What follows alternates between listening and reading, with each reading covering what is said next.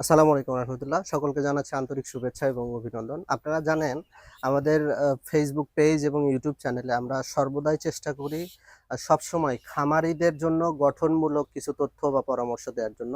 আজকে তারই আদলে আমরা চেষ্টা করছি, আমরা এসেছি হচ্ছে যে আ আ একটা নির্দিষ্ট একটা জায়গাতে, জায়গার নামটাও আমরা শুনবো।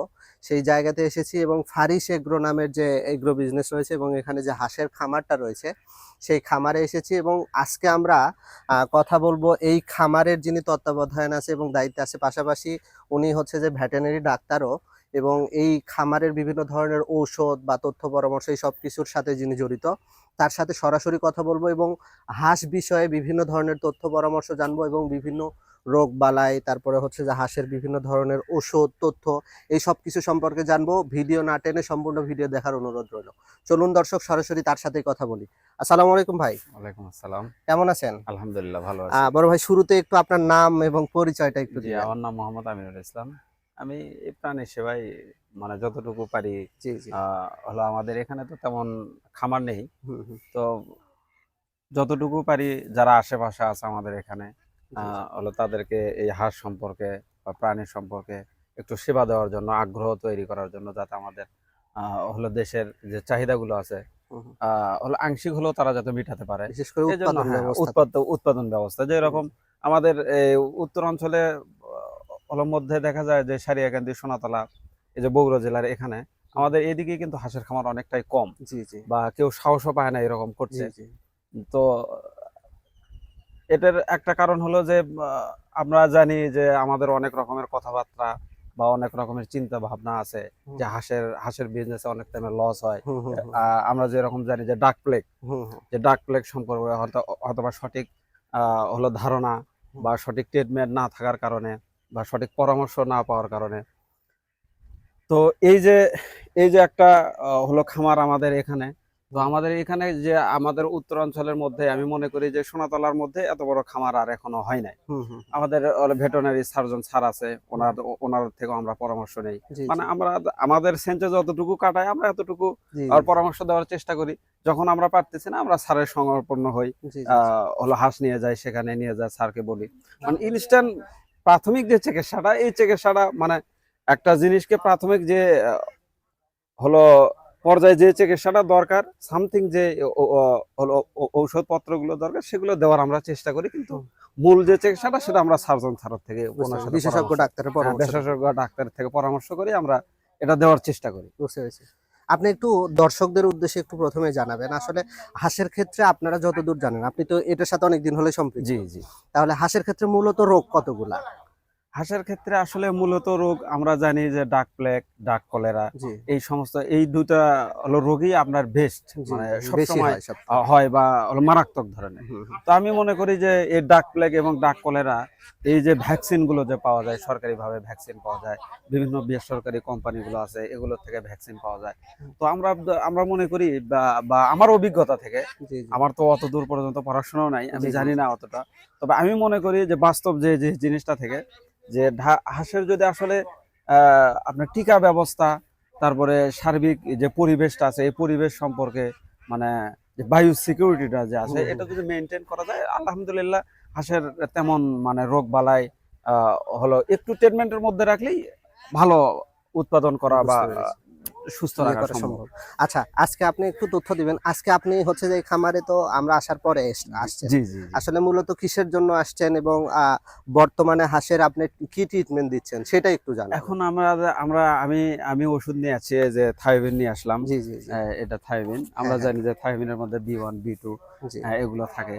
যেরকম হাঁসের হলো পা বাঁকা হয়, হুম, হুম। ঘাড় বাঁকা হয়। হুম, এই হুম। B1, B2 আপনার এটা তো আমরা খামারিরা জানি। হুম, যারা হুম, হুম। আ হলো খামার করে তারা সবাই মানে থায়োবিনের সাথে আমরা পরিচিত। এই হুম, যে হুম, হুম। এটা সম্পর্কে অতটা হলো বলার ইয়ে রাখে না। হুম। আর আর কি, কি দ্বিতীয়ত ওষুধ নিয়ে আসছেন? আমি এই যে নিয়ে যাচ্ছি হলো গ্রোথ বুস্ট। এটা হলো ভিটামিন, আপনার মিনারেল, অ্যামাইনো অ্যাসিড আছে হুম, হুম। যাতে হাঁসের ওই গ্রোথটা ঠিক থাকে। মানে যেহেতু ডিমের হাঁস, হুম, হুম। আ যে ভিটামিনের যে ঘাটতি, আ রুচির যে সমস্যাটা, এই সমস্যা যাতে না হয় হুম, হুম। এজন্য এটা দেওয়া হচ্ছে। মানে হুম। শারীরিক গঠনটা ঠিক রাখার হ্যাঁ, জন্য। হ্যাঁ, হ্যাঁ।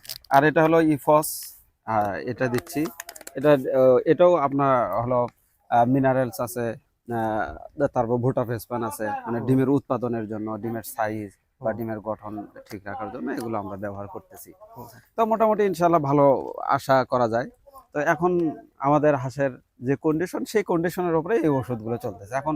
মানে এই যে আমরা ভিডিও করতেছি বা এগুলো দিচ্ছি, হয়তোবা অনেকে মনে করবে যে এগুলোই মনে হয় যে চললে ভালো হবে বা এগুলোই আমরা চালাবো। এটা আসলে একটা জিনিস হলো কি যে আপনার যে জিনিসটা আছে সেই জিনিসের উপরে বেসিস করেই তো সবকিছু হ্যাঁ, ট্রিটমেন্ট হ্যাঁ, করতে হবে। সেটা তো অবশ্যই। এখন আমাকে রোগ নির্ণয় করতে হবে, তারপরে আমার হাঁসের কি সমস্যা, সেই সমস্যার উপরেই আমাদের ট্রিটমেন্ট দেওয়া লাগবে, বা আমরা স্যারের কাছ থেকে সেই হিসেবে পরামর্শ দিয়ে আমরা ওষুধ চালাই। জি। তো এখন বর্তমানে এইরকম চলতেছে আমাদের হাঁসের, এখন মোটামুটি প্রোডাকশন আছে, আর হাঁসের সুস্থতাও আছে। এর আগে কিছু হাঁস অসুস্থ ছিল, এখন মোটামুটি সুস্থ আছে। বুঝতে পেরেছি। আচ্ছা, আপনাদের এই খামারটাতে বর্তমানে হাঁস রয়েছে সম্ভবত কতগুলো বললেন? প্রায় 1350 1300 প্লাস 1300 প্লাস। প্লাস। তাইলে এই যে খামারটাতে আপনি আসলে যতদিন হলো এটার সাথে সম্পৃক্ত জি। আছেন, কি কি প্রতিবন্ধকতা আসছিল রোগের ক্ষেত্রে? আমার রোগের ক্ষেত্রে আমি তো মনে, আমার এখান থেকেই আমাদের এখানে যেহেতু হাঁসের তেমন মানে আমরা যতই বলি, আমরা পড়াশোনা যতই করি, আসলে পড়াশোনার সাইডটা একরকম, বাস্তবে আসলে জি, জি, কিন্তু জি, আরেক রকম প্র্যাকটিক্যালি আমরা আরেক ফেস রকম। করি। জি, জি। তো যে জিনিসটা হলো কি যে আমরা যখন আসলাম, আমাদের হাঁসেরগুলো আমরা তো তখন অতটা বুঝি নাই জি। বা অতটা ধারণাও ছিল না, হুম। যেরকম হয়তোবা সঠিক আমাদের ইয়ে ছিল না। প্রথম যে আমরা চালানটা কিনছিলাম, মানে হাঁসের বাচ্চাটা কিনছিলাম, ওই সিরাজগঞ্জের ওই দিক থেকে কেনা ছিল। তো ওই হাঁসগুলো তো সম্ভবত টিকা দেওয়া ছিল না। হুম, যে জিনিসটা আমরা দেখছি জি, যে ওই যে ডাক প্লেগের যে লক্ষণটা, আমি মনে করি যে যদি ডাক প্লেগ থেকে রক্ষা করা যায় হাঁসকে, তাহলে ইনশাল্লাহ যে ডাক কলেরা আছে এই এটার থেকেও রক্ষা পাওয়া যায়। হুম, হুম, মানে মূল মূল যে বিষয়টা সেটা হলো ডাক প্লেগ। হুম, হাঁসের যে মূল বিষয় সেটা হলো ডাক প্লেগ। ডাক প্লেগের যদি আমরা যদি আমাদের যদি বায়ো সিকিউরিটি ভালো থাকে, মানে পরিবেশটা যদি আমরা সুন্দর রাখতে পারি, পরিষ্কার পরিচ্ছন্নতা রাখতে পারি, হলো মাঝে মাঝে পটাশের পানি দিয়ে এগুলো আমরা স্প্রে করে দেই, তাহলে এই যে হলো প্রতিবন্ধকতা যে যে জিনিসগুলো আমাদের মধ্যে আসে, যেরকম আমাদের হাঁসের হলো দেখা গেছে যে পা পা বেঁকে যাচ্ছে। হুম, হুম, আসলে পা কেন বেঁকে যাচ্ছে? অনেক খামারি আছে আমাদের এখানে আশেপাশে, বা যারা একটু চেষ্টা করে, যা হলো দেখা যায় যে 200-100 হাঁস নিয়ে আসার পরে তারা তো আর এই সম্পর্কে অতটা অত জানে না, বোঝে না। অতটা বোঝে না। হুম, তো আনার পরে দেখা যায় যে ওই ডাক প্লেগ যখন আক্রমণ করে, তখন হাঁসগুলো আস্তে আস্তে আস্তে আস্তে নষ্ট হয়ে যায়। নষ্ট হয়ে যায়। এই যে হলো তারা প্রথমেই কিন্তু দমে গেল, হুম, তারা আর মানে বড় কিছু করার চিন্তা ভাবনা বাদ দেয়, যে অল্পতেই যেহেতু মানে একটা মানুষ তো অল্পতেই শুরু করে। হুম, তাও শুরুতেই যদি সে ওখানে নিধন হয়ে যায়, শেষ হয়ে যায়, তাহলে পরবর্তীতে আসলে আসা মানে এতটুকু আসা হলো সম্ভব হয় না, এত দূর আসা পর্যন্ত। তো আমরা যেটা দেখছি যে ডাক প্লেগটাই আমাদের হলো বেশি মূল সমস্যাটা। হলো মূল সমস্যা। আর এই যে হলো আমরা জানুয়ারি ফেব্রুয়ারি বা মার্চের এই দিকে যে বার্ড ফ্লু যে হুম, হয়, হুম, এই বার্ড ফ্লুটা মাঝে মধ্যে, তখন আমরা হাঁস বন্ধ করে রাখি। এই যে আপনি এখন দেখতেছেন হুম, যে আমরা আমাদের এখানে কিন্তু আশেপাশে প্রচুর জায়গা আছে, হুম, তাও আমরা হাত ছাড়তেছি না। হুম, হুম, কারণ এই যে বৃষ্টির পানি হচ্ছে, বা অন্য অন্য পানিগুলো ধোয়া আসতেছে, বজ্র আসতেছে, বিভিন্ন ময়লা পানি আসতেছে, এই পানিগুলো যখন হাঁস খাবে তখন হাঁসের অবশ্যই সমস্যা হবে। হুম, হুম, এই সমস্যার সমাধানের থেকে হলো বাঁচানোর জন্য আমরা আপাতত এই হাঁসগুলো আমরা বন্ধ করে রাখছি। এই পুকুরের মধ্যে তারা খাওয়া দাওয়া সমস্ত চলাফেরা করতেছে। আমরা ছাড়বো যখন এই পুরো পানিটা যখন একবার পরিপূর্ণ হয়ে যাবে, যখন পানিটা পরিষ্কার হয়ে যাবে, তখন আমরা ছাড়বো, তাও আংশিক ভাবে, বুঝতে পেরেছি। একবারে যে সম্পূর্ণ খোলাভাবে সারাদিনের না, জন্য না। না, আংশিক ভাবে কিছু সময়ের জন্য আমরা ছাড়ালাম, আর তারপরে আবার বুঝতে পেরেছি। ভেতরে। দর্শক, আসলে মূলত উনি যে কথাটা বলতে চাচ্ছে সেটা হচ্ছে হাঁসের রোগের ক্ষেত্রে কিন্তু মূলত যে রোগ ডাক প্লেগ এবং ডাক কলেরা। আমাদের আগের ভিডিওগুলোতেও আমরা কিন্তু বারবার এই কথাগুলোই বলেছি। যাই হোক, আজকের ভিডিও আমরা এই পর্যন্তই টানবো, কারণ হচ্ছে ভাইয়ের কাছ থেকে আমরা ভালো একটা পরামর্শ পেয়েছি। উনি থায়াবিন খাওয়াচ্ছেন, যেটা হচ্ছে B1 B2-র জন্য বা থায়াবিন জন্য যে সমস্যা। এরপরে হচ্ছে যে গ্রো বুস্ট, যেটা ভিটামিন মিনারেলস অ্যামিনো অ্যাসিডের ক্ষেত্রে। এইগুলো কিন্তু ডিমের হাঁসের ক্ষেত্রে কিন্তু ভালো কাজ করে।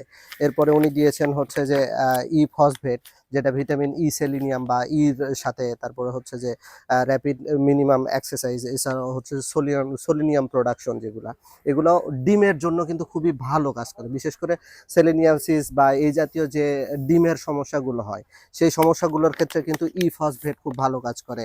বা আপনারা হচ্ছে যে ই সেলিনিয়াম বা এই জাতীয় ই সেল জাতীয় যে ওষুধগুলো, এগুলো ডিমের প্রোডাকশন বৃদ্ধি করে, পাশাপাশি ডিমের বাঁকা হয়ে যাওয়া, ডিমের হচ্ছে ছোট হয়ে যাওয়া, ডিমের তারপরে হচ্ছে বিভিন্ন ধরনের মানে খোসা পাতলা এই জাতীয় সমস্যাগুলোর সমাধান করে থাকে। যাই হোক দর্শক, আজকে আশা করবো এখান থেকে ভালো তথ্য পেয়েছেন। ভাই আপনার সাথে আসলে কথা বলে সত্যি খুব ভালো লাগলো। আশা করবো দর্শকও ভালো কিছু জি, তথ্য পেয়েছে। ইনশাআল্লাহ। ধন্যবাদ আপনাকে, জি, ধন্যবাদ দর্শক আপনাদের। জি, আপনাদের সবাইকে ধন্যবাদ।